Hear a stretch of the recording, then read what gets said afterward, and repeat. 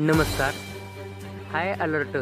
पुढील 48 तास या जिल्ह्यांमध्ये मुसळधार पाऊस. काय आहे हवामान विभागाचा अंदाज तर पाहूयात या व्हिडिओमध्ये.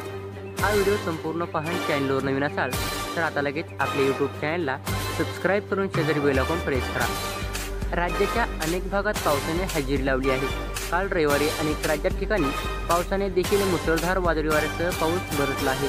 तर काही भागांमध्ये आज हवामान विभागाने येलो अलर्ट देण्यात आला आहे. हवामान विभागाने राज्यातील जवळपास सर्व जिल्ह्यांमध्ये आज पावसाचा अंदाज वर्तवला आहे. पुणे आणि मुंबईसह या सर्व जिल्ह्यांना पावसाचा येलो अलर्ट देण्यात आला आहे. विदर्भात देखील विजांच्या कडकडासह मुसळधार पावसाचा अंदाज आहे.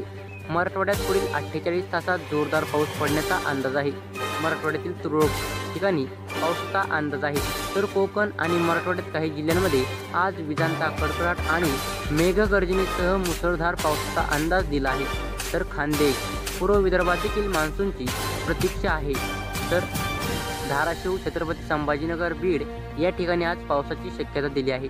नवीन अपडेट जाणून घेण्यासाठी आपल्या चॅनलला सबस्क्राईब करा.